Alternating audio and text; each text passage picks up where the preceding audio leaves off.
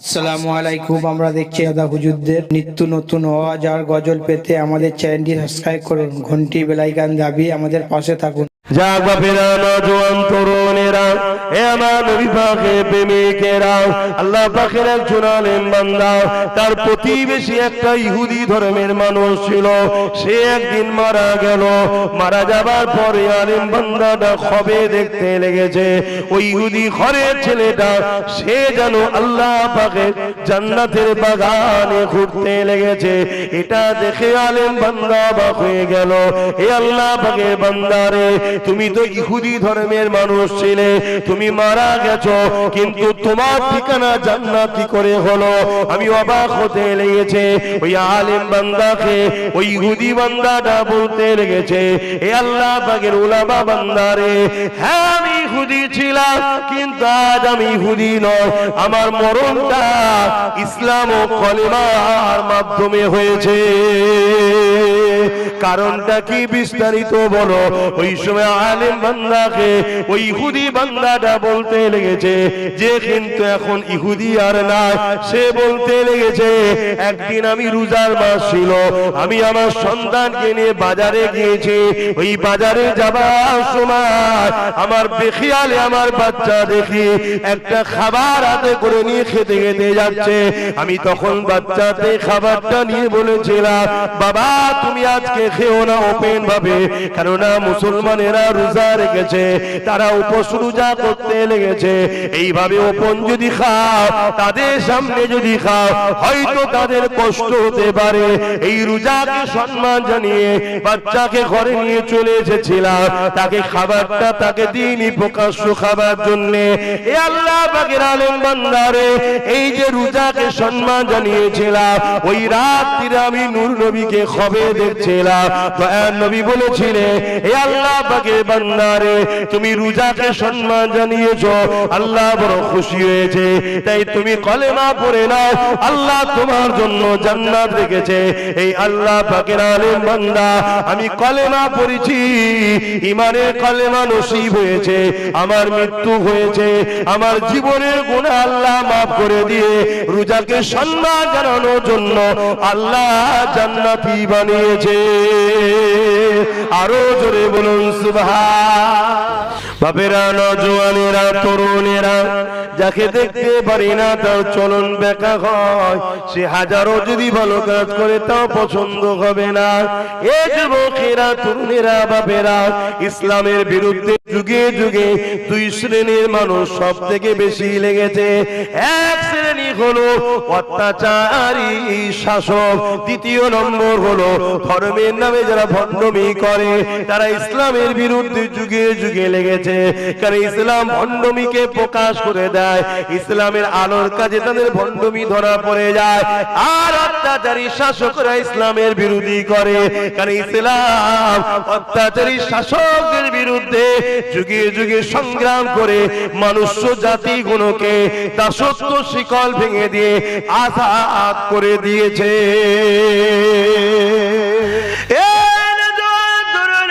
একটা সুস্থ শরীর পাওয়ার জন্য রোজা রাখবেন, নানা রকম বিমার থেকে নিরাপদ পেয়ে যাবে। আল্লাহ নবী তো এক মাস রোজা রাখতে রাখতে, এবং নবী আমার কখনো কখনো একটানা 40 দিন পর্যন্ত রোজা রেখেছে। কতদিন?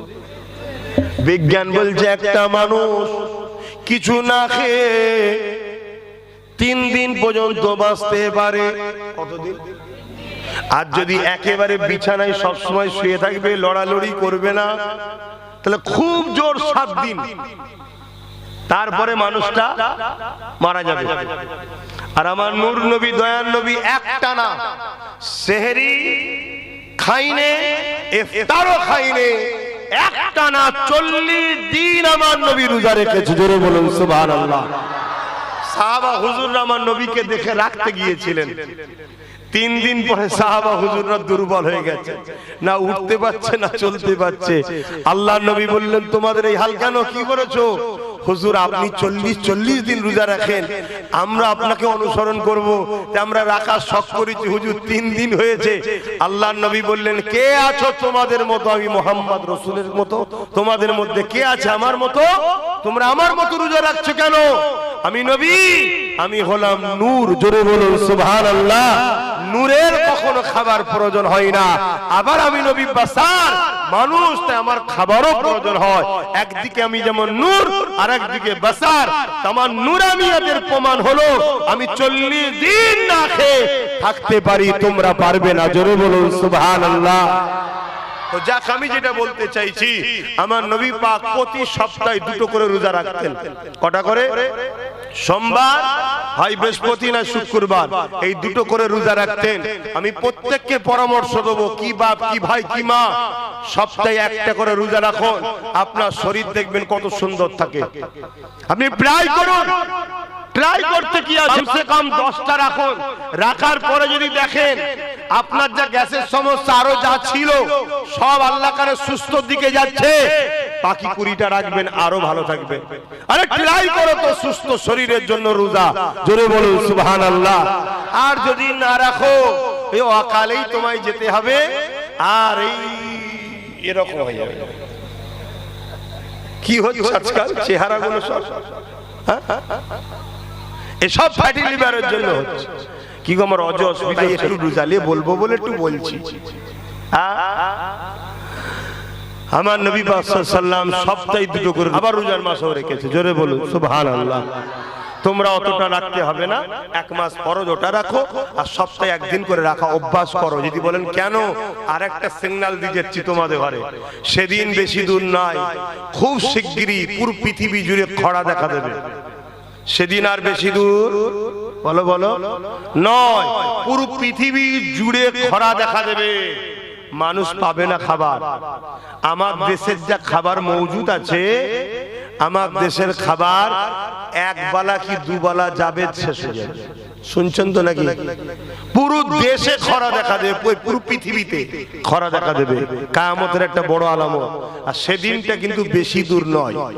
নবী পাক যা নমুনা বলে গেছে সব মাইকে বলা যায়নি বাপ, ঘটনা ঘটছে সব। অতএব যাদের রোজা রাখা অভ্যেস আছে, তাদের কাছে যদি একটা রুটি থেকে একটা রুটিকে 3 দিন চালিয়ে দেবে, বুঝাবার জন্য বলছি। একটা খেজুরে তাদের কাজ মিটে যাবে। আর যাদের সবসময় 2 হাতে খাওয়া অভ্যেস, তারা কি করবে? পাথর চাটকে যা রাস্তায়, যে বই ওপরে পাথর চাট, হদ্দম খেয়েছিস, এতিম গরিব বিধবা দেখা দেখিনি, যার পেয়েছিস খেয়েছিস, খায়। এসব গরিবদের বদ্ধই হবে, চিন্তা কোনো কারণ নেই। কিন্তু যারা রোজা রাখে তাদের অসুবিধা আছে, আমরা খুশিতে আছি, আমাদের কোনো অসুবিধা নেই। তো আমাদের কোনো অসুবিধা নেই, পানিটা পেয়ে গেলেই হয়ে যাবে। কি পানি পেয়ে গেলেই হয়ে যাবে। তবে এটাও শুনে রেখে দাও, পানিরও লিয়া নামছে। শুনছো তো নাকি? মানে সাইজ করবে খোদা, এবারে ভালো, তার চিন্তার কোনো কারণ নেই। ইমানদারদের আবার চিন্তা কিসে? আমাদের কোনো চিন্তা আছে নাকি? হ্যাঁ জোরে বলো। ইমানদার যদি হও, চিন্তা কিসে? ইমানদার হাত উঠাতে দেরি, আল্লাহ দিতে দেরি করে না। জোরে বলুন সুবহানাল্লাহ। বাপেরা, নওজোয়ান তরুণেরা, এবারে চলে আসেন আমার ধর্মীয় বিষয়ে আলোচনা। ইসলাম রোজা কেন রাখতে বলেছে, বিজ্ঞান ভিত্তিক তোমাকে জানিয়ে দিয়ে গেলাম। এর পাশাপাশি আবার জানিয়ে দিয়ে যায়, এ যুবকেরা, তরুণেরা, বাপেরা, আল্লাহ নবী জানিয়ে দিয়েছে, কাল কিয়ামতের ময়দানে যেদিন সবাই নফসি নফসি করবে, ওই কঠিন ময়দানে মাশরে দাঁড়িয়ে থাকবে। এই ময়দানে মাশরে আল্লাহ পাকের আরশের উপরে একদল বান্দা বান্দীরা নিশ্চিন্তাতে জান্নাতি খানা খেতে থাকবে। ফেরেশতারা দেখে বলতে লাগবে, ও রব্বি আল্লাহ, ইরা কারা? এই ময়দানে মাশরে যেখানে সবাই নফসি নফসি করছে, আপনার এই বান্দা বান্দীগুলো নিশ্চিন্তাতে জান্নাতি খানা খাচ্ছে। ইরা কারা? ইরা কারা? আমার আল্লাহ পাক জানিয়ে দেবে, এরা হলো তারা দুনিয়া জমিনে যারা আমি আল্লাহ আমার খুশির জন্য খাদ্য থাকার পরও রোজার মাসে দিনের বেলা খাইনি, অর্থ থাকার পরও রোজার মাসে দিনের বেলা খাইনি, বাজারে গেছে, কত মানুষ খেয়েছে, আমার বান্দা গুলো দেখেছে, কিন্তু আমি আল্লাহ আমার খুশির জন্য খাইনি। আমি আল্লাহ আমার হুকুমকে যথাযথ পালন করেছে। এমনকি মাগরিবের সময় হয়েছে, ইফতারকে সামনে নিয়ে বসেছে, আমার বান্দা খিদার জ্বালা পেট জ্বলতে লেগেছে, পিপাসাতে বুক ফেটে যেতে লেগেছে, পানিও রয়েছে, ইফতারও রয়েছে, খেলে কেউ বাধা দিবারও না, কেন বান্দারও গায়ে ক্ষমতা রয়েছে, আমি খেলে তুমি কি করবে? কিন্তু তথাপিও বান্দা আমি আল্লাহ আমার খুশির জন্য খাইনি, আমাকে রাজি করার জন্য অপেক্ষা করেছে। আযান যখন দিয়েছে, আযান দিবার সাথে সাথে বান্দা আমাকে কিন্তু ভুলে যায়নি, আমি আল্লাহ আমার নাম নিয়েছে, আমার নাম নিয়ে বিসমিল্লাহ বলে নিয়ত করে বান্দা তারপরে ইফতার করেছে।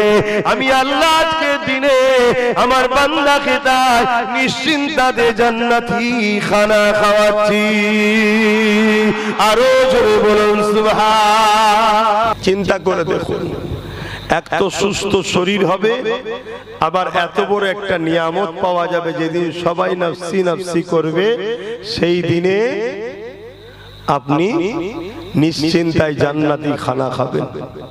রোজা তাহলে কত বড় নিয়ামত, রহমত, বরকত, মাগফিরাত, নাজাতের মাস হলো রোজা। আল্লাহ নবী বলেছেন যে রোজা পেল সে নিজেকে জান্নাতি বানাতে পারলো না, এর থেকে বড় হতভাগ্যবান আর কেউ নেই। মানে রোজা যদি পাওয়া যায় সে জান্নাতে যাবার জন্য ব্যবস্থা করে নিতে পারবে। রোজা এত বড় নিয়ামতের মাস, জোরে বলুন সুবহানাল্লাহ। এই মাসে আল্লাহ কোরআনকে নাজিল করেছে, জোরে বলুন সুবহানাল্লাহ। সেই মাস মহব্বতের সঙ্গে পালন করে, আদবের সাথে পালন করে, পাক পবিত্র ভাবে থাকবে, নামাজ রোজা কোরআন তিলাওয়াতের মধ্যে থাকবে।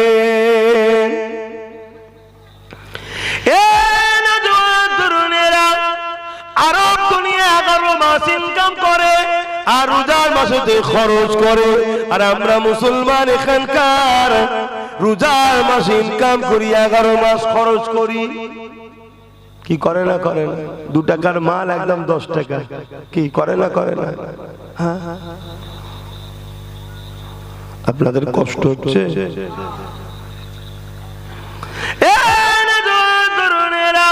মনে রাখবেন এই রোজার মাসে যে একটা দিন আছে, একটা রাত আছে, কদরের রাত বলা হয়, যে রাতকে আল্লাহ এত বড় নিয়ামতের রাত করেছে। এক রাতের ইবাদত 1000 মাসের ইবাদতের নেকি পাওয়া যায়। আল্লাহ নবী জানিয়ে দিলে আমার উম্মত উম্মতিদের হায়াত কম হবে, এই জন্য আল্লাহ পাক এমন বিশেষ বিশেষ দিন রাত দিয়েছে, যে দিন রাত গুলোতে নফল ইবাদত, রোজা, কোরআন তেলাওয়াত আল্লাহ পাকের বান্দেগিতে কাটালে আল্লাহ পাক তাদেরকে অনেক বড় বড় মাকাম দেয়। এ যুবকেরা, তরুণেরা, বাপেরা, এ নবী পাকের প্রেমিকেরা, এই রোজা মাসকে আল্লাহ কত নিয়ামত করেছে। আল্লাহ পাক রোজাকে বলেছে as-sawmu li yu'anasi biyadiya, রোজা হলো আমি আল্লাহ আমার খাস ইবাদত। নামাজ আল্লাহর জন্য, হজ আল্লাহর জন্য, দান খায়রাত সবই তো আল্লাহর জন্য, আল্লাহ ছাড়া অন্য কারো জন্য করাই তো ইসলামে হারাম, সবই ইবাদত আল্লাহর জন্য। কিন্তু সবকিছুর মধ্যে রিয়া আছে, নামাজের মধ্যে লোক দেখানো থাকতে পারে, হজের মধ্যেও লোক দেখানো থাকতে পারে না, পারে না। যেমন লোক হাজি বলবে, দানের মধ্যেও লোক দেখানো থাকতে পারে না, পারে না। লোক আমাকে দাতা বলবে, হ্যাঁ, কিন্তু কেউ কি রোজা রাখবে লোক দেখানোর জন্য? বলে লোক দেখানো যদিও রাখে, লুকিয়ে তো যে খেয়ে নেবে। কি আমরা যেমন ছোটবেলায় রোজা রাখতাম, যখন মায়েরা বলতো বাবা আরেকটু অপেক্ষা কর, আরেকটু অপেক্ষা কর, তখন ছোট ছোট তো ছোটবেলা থেকে আমরা হ্যাবিট, অভ্যাস, ট্রেনিং দেওয়া হয়েছে। আজকে অনেক বড় বড় লোক রাখতে পারে না, কারণ অভ্যাস নেই। আলহামদুলিল্লাহ আমাদের কোনো ব্যাপারই নয়, যে কোনো দিন রোজা রেখে দিতে পারবো, কোনো ব্যাপারই নয়, খাবার কথা মনেও পড়বে না, কেন একটা হ্যাবিট হয়ে গেছে, শরীর সেভাবেই তৈরি হচ্ছে। তা রোজা কেন বলেছে আল্লাহ আমার খাস ইবাদত? যে লোক দেখানো যদিও রাখে, বান্দা তো লুকিয়ে খেয়ে ফেলবে। কিন্তু আর যারা সত্যি রোজা রাখে তারা নুকিও খায়। আমরা তখন ছোট ছিলাম, বাদ দেন না, ছোটদের জন্য তো শরীয়ত নয়, জ্ঞান বিবেক বুদ্ধি বড় হয়ে গেলে তখন শরীয়ত। বাচ্চাদের জন্য কি শরীয়ত নাকি? এই যে বাচ্চারা বসে, এদের কোনো ভুল আছে নাকি? এরা যা করবে সবটাই ঠিক, এরা যা করবে সবটা ঠিক, এদের কোনো ভুল নেই। এখন আপনার আমার নজরে ভুল লাগতে পারে, কিন্তু আল্লাহ এদের ভুলটা লিখবে না, এরা এখন গুনাহ লিখা হবে না। যেদিন থেকে জ্ঞান বিবেক বুদ্ধি আসবে ওই দিন থেকে ধরা হবে, তুমি ন্যায়ের পক্ষে চলো। যদি 80 বছর বয়সে কোনো মেন্টালি সমস্যা থাকে, সে যা করবে কোনোটাই লিখা হবে না, কেন তার ব্রেন ঠিক নেই। বুঝতে পারছেন? আল্লাহ আমাদেরকে ব্রেন দিয়েছে, এই নিয়ামতওয়ালা জিনিস যেমন পেয়েছি, এর আবার হিসাবটাও নেবে যে কোথায় কোথায় লাগিয়েছিস বল। ব্রেন তো ভালো দিয়েছিলাম, মদ খেয়ে রাস্তায় ঠলছিলিস কেন? কি মদ খাই না জাগ বাপেরা, নওজোয়ান তরুণেরা, এ আমার নবী পাকের প্রেমিকেরা, আল্লাহ পাকের একজন আলেম বান্দা, তার প্রতিবেশী একটা ইহুদি ধর্মের মানুষ ছিল। সে একদিন মারা গেল। মারা যাবার পরে আলেম বান্দাটা খবে দেখতে লেগেছে। ওই ইহুদি ঘরের ছেলেটা সে যেন আল্লাহ পাকের জান্নাতের বাগানে ঘুরতে লেগেছে। এটা দেখে আলেম বান্দা অবাক হয়ে গেল। এ আল্লাহ পাকের বান্দারে, তুমি তো ইহুদি ধর্মের মানুষ ছিলে, তুমি মারা গেছো, কিন্তু তোমার ঠিকানা জান্নাত কি করে হলো? আমি অবাক হতে লেগেছে। ওই আলেম বান্দাকে ওই ইহুদি বান্দাটা বলতে লেগেছে, এ আল্লাহ পাকের উলামা বান্দারে, হ্যাঁ আমি ইহুদি ছিলাম, কিন্তু আজ আমি ইহুদি নয়, আমার মরণটা ইসলাম ও কলেমার মাধ্যমে হয়েছে। কারণটা কি বিস্তারিত বলো? ওই সময় আলেম বান্দাকে ওই ইহুদি বান্দাটা বলতে লেগেছে যে কিন্তু এখন ইহুদি আর নাই। সে বলতে লেগেছে, একদিন আমি রোজার মাস ছিল, আমি আমার সন্তানকে নিয়ে বাজারে গিয়েছি। ওই বাজারে যাবার সময় আমার বেখিয়ালে আমার বাচ্চা দেখি একটা খাবার হাতে করে নিয়ে খেতে খেতে যাচ্ছে। আমি তখন বাচ্চাতে খাবারটা নিয়ে বলেছিলাম, বাবা তুমি আজকে খেও না ওপেন ভাবে, কেননা মুসলমানেরা রোজা রেখেছে, তারা উপোস রোজা করতে লেগেছে। এইভাবে ওপেন যদি খাও, তাদের সামনে যদি খাও, হয়তো তাদের কষ্ট হতে পারে। এই রোজাকে সম্মান জানিয়ে বাচ্চাকে ঘরে নিয়ে চলে এসেছিলাম, তাকে খাবারটা তাকে দিইনি প্রকাশ্য খাবার জন্য। এ আল্লাহ পাকের আলেম বান্দারে, এই যে রোজাকে সম্মান জানিয়েছিলাম, ওই রাত্রিরে আমি নূর নবীকে খবে দেখছিলাম। দয়ার নবী বলেছিলেন, হে আল্লাহ পাকের বান্দারে, তুমি রোজাকে সম্মান জানিয়েছো, আল্লাহ বড় খুশি হয়েছে, তাই তুমি কলেমা পড়ে নাও, আল্লাহ তোমার জন্য জান্নাত রেখেছে। এই আল্লাহ পাকের আলেম বান্দা, আমি কলেমা পড়েছি, ইমানের কলেমা নসিব হয়েছে, আমার মৃত্যু হয়েছে, আমার জীবনের গুনাহ আল্লাহ মাফ করে দিয়ে রোজাকে সম্মান জানানোর জন্য আল্লাহ জান্নাতি বানিয়েছে। আরো জোরে বলুন সুবহান। বাপেরা, নওজোয়ান তরুণেরা, দুদিনের মায়া জালে জড়িয়ে গিয়ে আখিরাতকে হারিয়ে ফেলবেন না। আমরা ইসলামের বিশ্বাসী, ইসলাম আমাদেরকে জানিয়েছে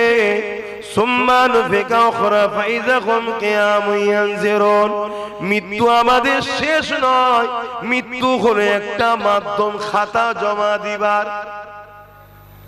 আমলের খাতার বন্ধ হয়ে গেল। যেমন দেখবেন আমরা দুনিয়ায় পরীক্ষার হলে যাই পরীক্ষা দিতে, ঘন্টা বাজলে খাতা জমা পড়ে যায়। কেন ভাই পরীক্ষা দিতে এসেছেন? যে কোনো কামিয়াবির আগে একটা পরীক্ষা দিতে হয়, তাই তো নাকি? তা পরকালের কামিয়াবির আগে আপনাকে দুনিয়াতেও একটা পরীক্ষা দিতে হবে। তাই এই পরীক্ষার জন্য আল্লাহ দুনিয়াকে পরীক্ষার হল বানিয়েছে। এত কথা বললে হবে না, পরীক্ষার হল বানিয়েছে। এখানে ততদিন পর্যন্ত আমাদেরকে আল্লাহ পাঠিয়েছেন পরীক্ষা নিবার জন্য, বান্দা আমার জন্য কি করে, আমার হুকুম মেনে চলে কিনা দেখব। মানুষের মতে চলে না আমি সৃষ্টিকর্তা আমার মতে চলে, এই পরীক্ষা লিবার জন্য আল্লাহ পাঠিয়েছে। মৃত্যুর মাধ্যম দিয়ে আমাদের আমলনামা বন্ধ হয়ে যাবে, খাতা ক্লোজ হয়ে গেল। কে কতদিন কবরে থাকবে আল্লাহ জানে, কিন্তু বিচারের একটা দিন আছে। দুনিয়ায় যেমন রেজাল্ট আউট হওয়ার একটা দিন আছে, ওটা বিচারের দিন, রেজাল্ট আউট হবার দিন। শুনছেন? ওটা কোথায়? ময়দানে মাশর। সুম্মা নুফিকা উখরা ফাইযা হুম কিয়ামুন ইয়ানজিরুন। ওই ময়দানে মাশরে সবাইকে ওঠানো হবে। ওই দিন আল্লাহ পাক যাদের ডানাতে আমলনামা দেবে তারা কামিয়াবি হয়ে যাবে, যারা অন্যায়কারী হবে তাদের সিনার মধ্যে দিয়ে বাঁ হাতটাকে পিছনে দিয়ে পিছনে আমলনামা দেওয়া হবে। এ যুবকেরা, তরুণেরা, বাপেরা, ওই দিনটা হবে তোমার আমার জন্য বড় ভয়ানক দিন। কানা মিকদার 50 আলফা সানাতে, 50,000 বছরের একটা দিন সৃষ্টিকর্তা বানাবে। ওই দিনে তোমাকে আমাকে দাঁড়াতে হবে, সবাইকে আল্লাহ পাক ওই দিন হিসাব নেবে। এ যুবকেরা, ওই দিন মাথার এক বেগ দেখতে এক হাত উপরে আল্লাহ সূর্যকে নামিয়ে দেবে, সূর্যের 12 গুণ তাপকে আল্লাহ বাড়িয়ে দেবে। মাথার খিনুগুলো গলে গলে নাক দিয়ে জোরে জোরে পড়তে থাকবে। মানুষ কিন্তু মারা যাবে না। শুনছেন তো? মানুষের শরীরে এখানে একটা জিনিস আছে যেটাকে আত্মা বলা হয়, রূহ বলা হয়। এইটা অ্যাকচুয়ালি কি? এটা হলো সৃষ্টিকর্তার হুকুম। মায়ের পেটে যখন আমাদেরকে তৈরি করেছেন সৃষ্টিকর্তা, 120 দিন পর এই বডির মধ্যে সৃষ্টিকর্তা এই রূহ বা আত্মাকে ফুঁকে দেয়, পাঠিয়ে দেয়। তখনই আমরা মায়ের পেটে লড়ালড়ি শুরু করি। ডাক্তারখানায় মা যায়, এখন দেশ বিজ্ঞান তারাক্কি করছে, মেশিন লাগায়, মায়ের কানে দেয়, মা শোনে, বাচ্চা নিঃশ্বাস নিচ্ছে, টানছে, ছাড়ছে, মায়ের দিলটা বড় খুশি হয়ে যায়। জোরে বলুন সুবহানাল্লাহ। দুনিয়ায় যতদিন থাকার আব্বাস সিদ্দিকী ততদিন এটা আমার শরীরে থাকবে। আমার হাত কেটে গেলেও এটা যদি আল্লাহ না চায় এটা বেরোবে না, অতএব আমি বেঁচে থাকবো। আর হাত থাকবে, এটা যদি সৃষ্টিকর্তা চায় ডেকে নেয় আমি আর থাকতে, এটা হলো মূল। আর এ শরীরে কারো কথা শুনবে না, এ সৃষ্টিকর্তার হুকুম। সৃষ্টিকর্তা যখন ডাকবে এ তখন বেরিয়ে যাবে। মৃত্যু আমাদের হয় বডিটাকে আমরা নিয়ে গিয়ে কাফন পরিয়ে, গোসল দিয়ে, কাফন পরিয়ে, আদবের সাথে জানাজা দিয়ে মাটি দিয়ে আসি। সৃষ্টিকর্তা এটাকে বার করে নেয়, আবার পাঠায়। কবরে যখনই চলে যায়, আমরা 40 কদম চলে আসি, এই রূহ আবার আসে, সৃষ্টিকর্তা পাঠায়, তখন আমরা কবরে বসে যাই উঠে। সৃষ্টিকর্তা তিনি সাইয়্যুন কাদির, তিনার কোন জিনিস করতে গিয়ে সময় লাগে না, শুধু বলে কাফ নুন কুন হো যা, ফায়াকুন, সঙ্গে সঙ্গে হয়ে যায়। জোরে বলুন সুবহানাল্লাহ। কবরে যখন উঠে বসবো, কবরে ফারিস্তা এসে জিজ্ঞেস করবে মান রব্বুকা, তোমার রব কে? প্রশ্ন শুরু হলে পারে। কবরে 3টে প্রশ্ন হবে। দ্বিতীয় নম্বর মা দিনুকা, তোমার দিন কি? 3 নম্বর হলো আমার নূর নবী, দয়াল নবীকে হাজির করানো হবে। নবী পাক সাল্লাল্লাহু আলাইহি সাল্লামকে দেখিয়ে বলা হবে ইনি হলেন মুহাম্মদ সাল্লাল্লাহু আলাইহি সাল্লাম, ইনার সম্বন্ধে দুনিয়াতে তোমার আকীদা ধারণা কি ছিল বলো। এই 3টে প্রশ্ন করা হবে।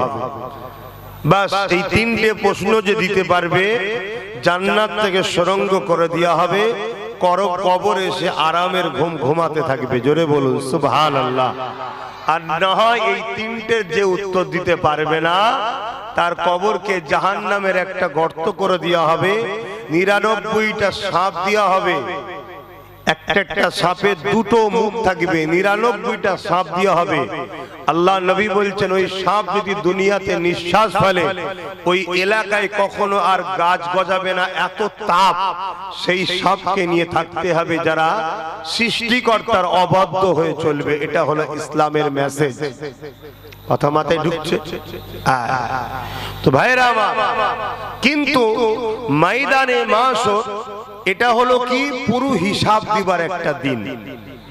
হযরত ইসরাফিল আলাইহিস সালাম সিংহাতে ফু দেবে, মানুষগুলো নাগল দিলে যেমন আলু জমিন থেকে ওঠে, মানুষ জমিন থেকে উঠতে থাকবে। সে যেই হোক, তাকে বাঘেও যদি খেয়ে ফেলে, প্লেনে যদি ক্র্যাশ হয়ে যায়, আগুনে যদি পুড়িয়েও দেয়, উঠবে কিন্তু মাটির তলা থেকে। যদি বলেন কেমন করে? বাঘ যদি খেয়ে ফেলে, বাঘের পেট থেকেও তো সবকিছু বাইরে মাটির তলাতেই যাবে। বাঘটা মারা গেল, সেই মাটিতেই সে আস্তে আস্তে খেয়ে নেবে, মাটিতেই চলে যাবে। এমনকি প্লেনে যদি ক্র্যাশ হয়ে যায় এবং যদি পুড়িয়ে দেওয়া হয়, ওই ছাইগুলো সেই মাটির তলাতেই যাবে। ধুয়ে পানিতে হলেও সাগরের নিচেতেও যে যাবে মাটির তলাতে, তাই সবাইকে মাটির তলা থেকেই উঠানো হবে। এ সম্বন্ধে খোদা কোরআনের মধ্যে বলেছেন, মিনহা খালাকনাকুম ওয়া ফিহা নুঈদুকুম ওয়া মিনহা নুখরিজুকুম তাহারাতান উখরা। এই মাটি থেকেই তোমাকে সৃষ্টি, এখানে বাপ আদম আলাইহিস সালামকে সৃষ্টি করা এবং এই মাটি থেকেই উঠানো হবে। কথা বুঝে আসছে? সে যেই হোক, সবার শেষ কিন্তু মাটির তলা থেকেই হবে। তো যাক, ওই দিন হবে কতদিন? কানা মিকদারু 50 আলফা সানাতিন, 50,000 বছরের একটা দিন হবে। সৃষ্টিকর্তার ক্ষমতা আছে না নাই? এটা আওয়াজ দিয়ে বলুন। হ্যাঁ, যেমন দাজ্জাল যখন আসবে, দাজ্জাল কানা দাজ্জাল জানেন তো নাকি? শয়তানদের বাদশা হবে সে। সমস্ত শয়তানরা তাকে সাপোর্ট করবে। পুরো পৃথিবী জুড়ে শয়তানগুলো দাজ্জালের পক্ষে মিশন চালাচ্ছে। যেমন দাজ্জালের মেন যারা হবে, তারা এখন থেকে চেষ্টা করছে দাজ্জালের বিস্তার কি করে করা যায়। আর দাজ্জাল সেদিন আসবে যেদিন দুনিয়াতে একটা খরা দেখা দেবে, মানুষ ভিখারি হয়ে যাবে, গরিব হয়ে যাবে। তখন দেখবেন দাজ্জালের আবির্ভাব নিকটবর্তী। অলরেডি আমাদের পয়সা থাকার পরও আমরা তো এখন বেশিরভাগ লোকই ভিখারি হয়ে গেছি, হাত পাতা আমাদের অভ্যাস হয়ে গেছে। সব থাকার পরও যেখানে সেখানে হাত পাতি আমরা, কি এরকম অভ্যাস আছে না নাই? এটা একটা পরিকল্পনা, দাজ্জালদের একটা প্ল্যান, মানুষকে ভিখারি বানাও, ভিক্ষা করার মেন্টালিটি তৈরি করো। কেন? দাজ্জাল এসে মানুষকে সোনা দানা হিরে মতি দেবে, বিনিময়ে দাবি করবে তোমরা আমাকে খোদা বলে মানো। আল্লাহ নবী বলছেন, শোনো, তোমাদের খোদা তিনি চোখে কানা হবে না, দাজ্জাল এক চোখে কানা হবে এবং তার কপালে লেখা থাকবে কাফেরে। কথা বুঝে আসছে? এ কোন রসুল নমুনা দিয়ে গেছে। সে একটা যুবককে ধরবে, ধরে তাকে টুকরো টুকরো টুকরো করে এক জায়গায় পুরো মিশিয়ে দেবে। মিশিয়ে দিবার পরে বলবে, এই ওঠো। সঙ্গে সঙ্গে যুবকটা আবার জিন্দা হয়ে যাবে, দাঁড়িয়ে যাবে। যে বলবে, বলো আমাকে খোদা বলে মানবে? আমরা তো সামান্য কিছু চমৎকার দেখলেই তাকে বলে ফেলি আল্লাহর ওলি। হ্যাঁ, তার পিছনে ছুটি। অত সহজ নয়। ওই যুবকটা তখন বলবে, শোনো, তোমার উপরে আমার বিশ্বাস আগে থেকেই ছিল, তুমি হলে কাফের দাজ্জাল, তবে তুমি আমাকে যে জিন্দা করিয়েছো, করে যে দেখাচ্ছ, এটা অবশ্যই আমার আল্লাহ আমার ইমানের পরীক্ষা নিচ্ছে। আমাকে বাঁচিয়েছেন যিনি, তিনি হলেন সৃষ্টিকর্তা আল্লাহ, তুমি নয়। জোরে বলুন সুবহানাল্লাহ। কিন্তু আমাকে খোদা পরীক্ষা দিচ্ছে, আমি তোমায় খোদা বলে মানি কিনা। কেন? আমার খোদার প্রয়োজন হয়নি জমিনে নেমে এসে বান্দাকে বলবে আমায় খোদা বলে মান, আমায় খোদা বলে মান, আমায় খোদা বলে মান, আমায় খোদা বলে মান। শুনছেন তো নাকি? এটা দাজ্জাল করবে। যাকে একটা কথা এসেছিল একটু বলে দিলাম। কি কথা বলতে গিয়ে এদিক চলে গেলাম। হ্যাঁ, দাজ্জাল যখন আসবে, দাজ্জালের প্রথম দিনটা হবে 1 বছরের মতো বড়। আমরা যে 1 বছর কাটাই, এরকম 1 বছরের মতো বড় একটা দিন হবে। তারপরের দিনটা হবে 1 মাসের মতো। কথা বুঝে আসছে? তাহলে দাজ্জাল দুনিয়াতে আসবে, সে যাতে সব জায়গা ভ্রমণ করতে পারে অল্প দিনের মধ্যে, আল্লাহ সময়কে রুকে দেবে। একটা দিন হবে 1 বছরের।